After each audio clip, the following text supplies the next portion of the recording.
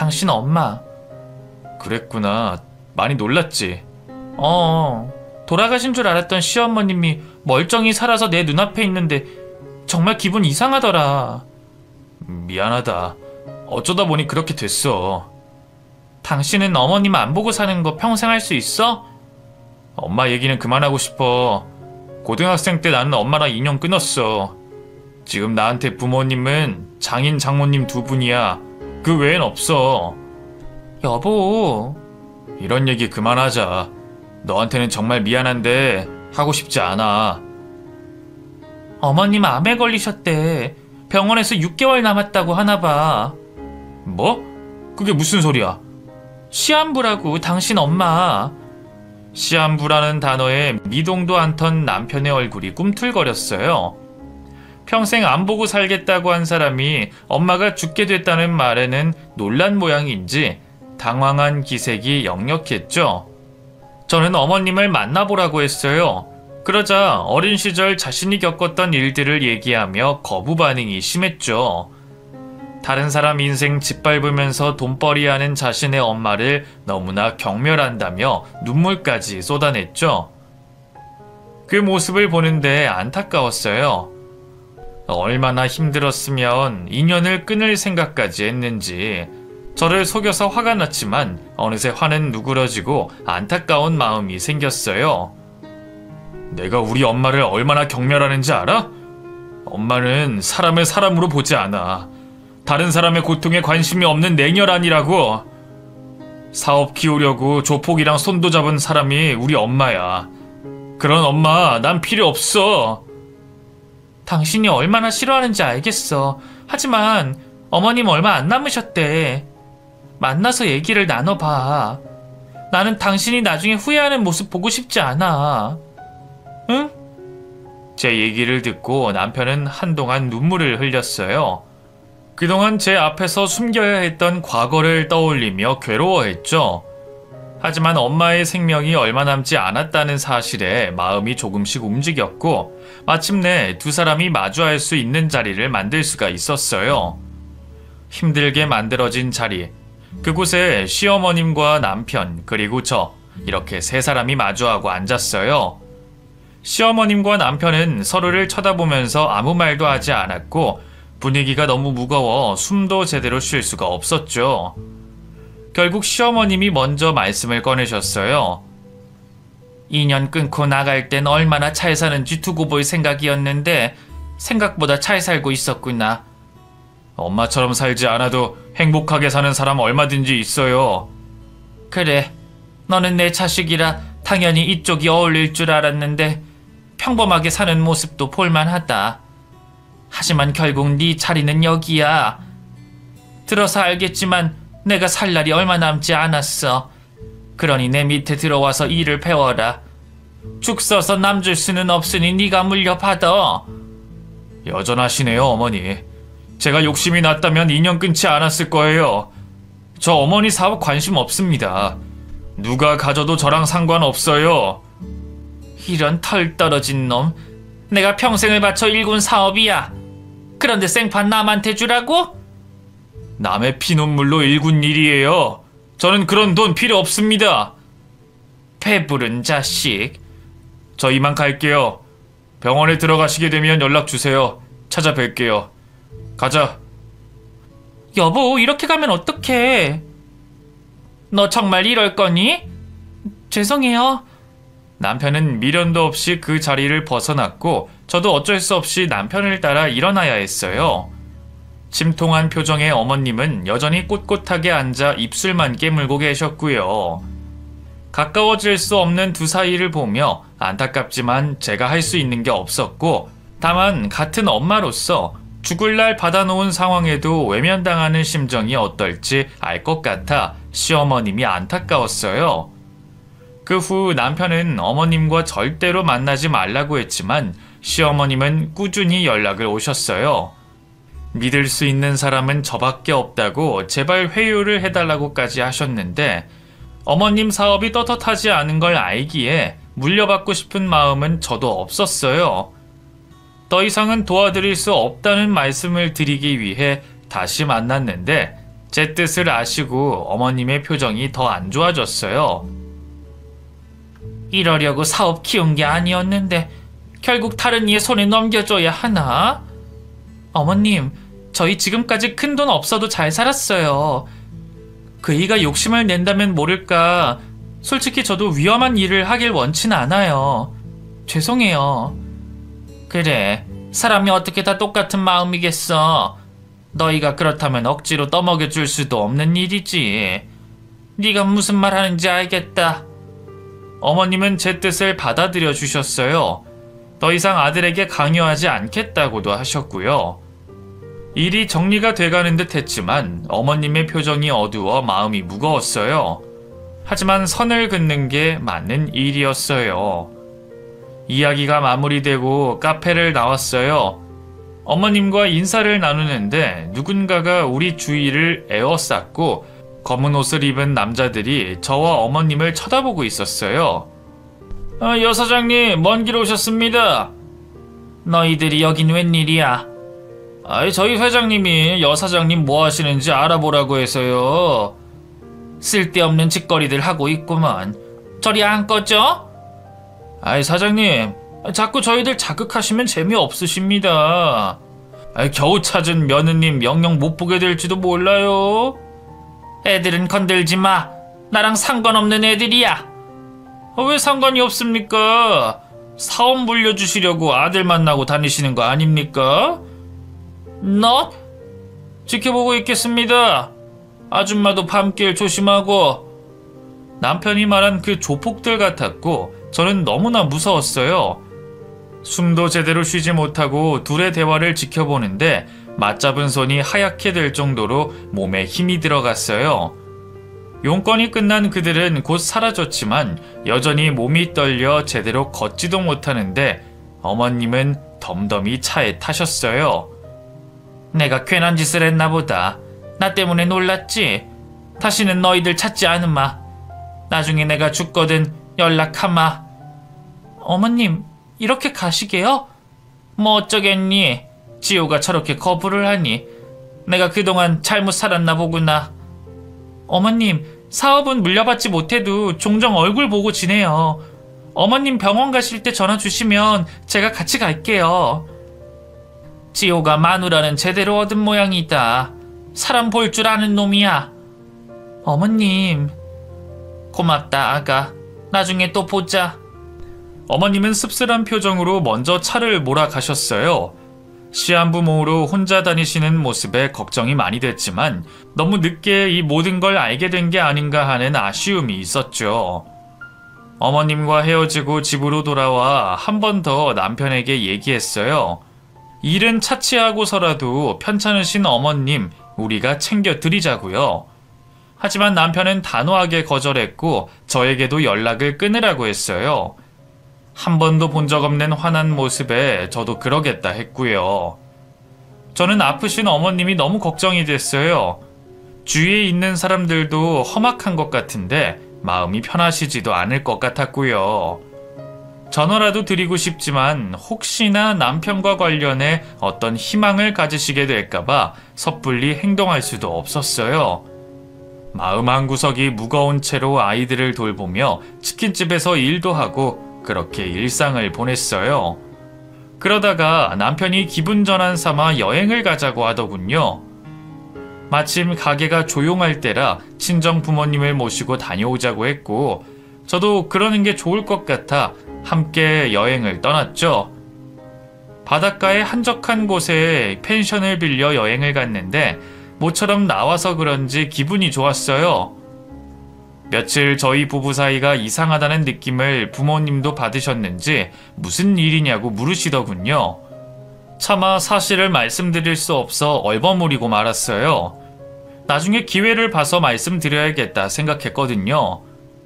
안 좋았던 기분들 다 떨쳐내고 가자 생각했지만 문득문득 딴 생각에 빠진 남편을 볼 때면 마음이 아팠어요. 부모 자식 사이가 단호하게 끊는다고 끊어지는 것도 아니고 남편이라고 엄마 일인데 마음이 편할 리가 없었죠. 기분이 진정이 되면 다시 얘기를 꺼내봐야겠다 생각하며 저는 여행지에서 먼저 올라왔어요. 매출이 적은 시기라고 해도 동네 장사인데 너무 문을 닫으면 안 되잖아요. 아버지가 신경 쓰시는 게 뻔해서 제가 먼저 올라가 장사 준비를 해놓기로 했거든요. 같이 저녁을 먹고 저는 집으로 와서 가게 정리를 하고 있었는데 누가 가게 문을 벌컥 열고 들어왔어요. 죄송해요. 오늘은 장사를 안 해요. 어머님.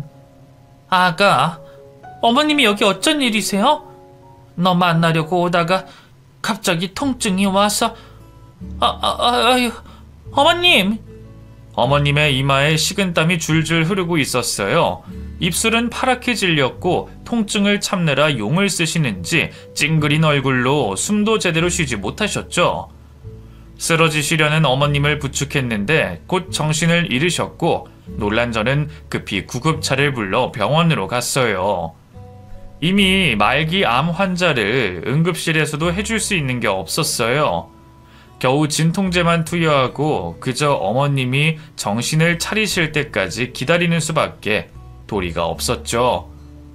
며칠 새 초췌해진 어머님을 곁에서 지켜보며 마음이 너무 아팠어요. 병원에 입원하셔서 집중치료를 받으셔야 할 분이 왜 밖에서 이러고 다니시는 건지, 본인의 생명보다 더 중요한 게 뭐가 있다고 이러시는지 이해가 되지 않았어요. 링거의 진통제는 계속 몸속으로 흘러들어가고 있지만 어머님은 정신을 차리지 못하셨어요. 그렇게 몇 시간이 지나 새벽녘 깜빡 졸고 있는데 제 손을 잡는 느낌에 눈을 번쩍 떴죠. 아가, 나 좀 몰래 병원에서 빼다오. 한시가 급해. 어머님, 정신이 드세요?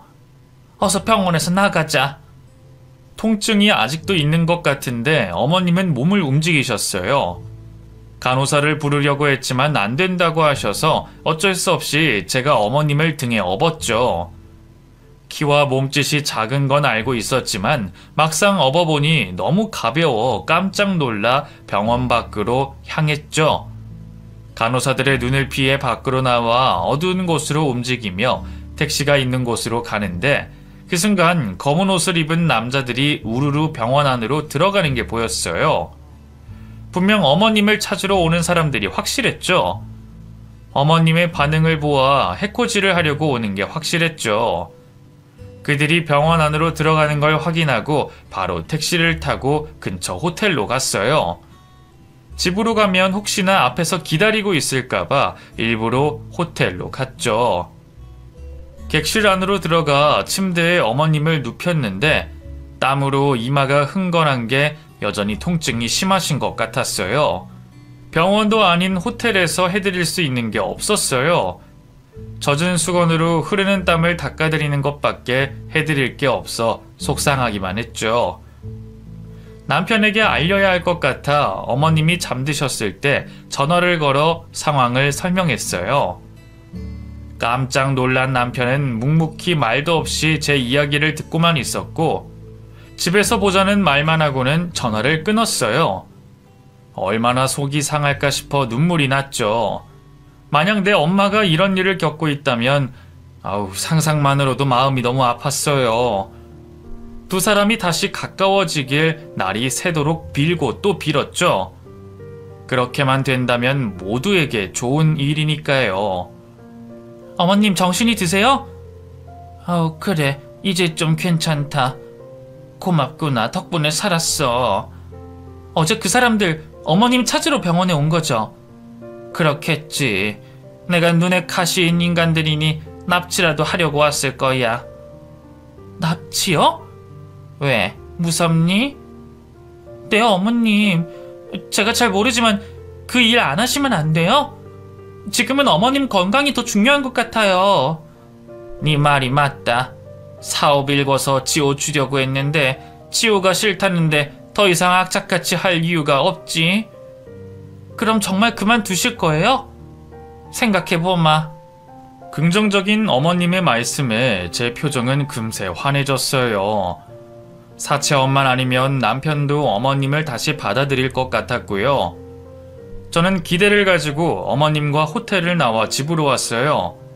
여행에서 돌아온 가족들이 우리를 기다리고 있더군요. 남편이 대충 부모님께 말씀을 드릴 것 같았고 결혼하고 10년 만에 사돈끼리 인사를 나누게 됐죠.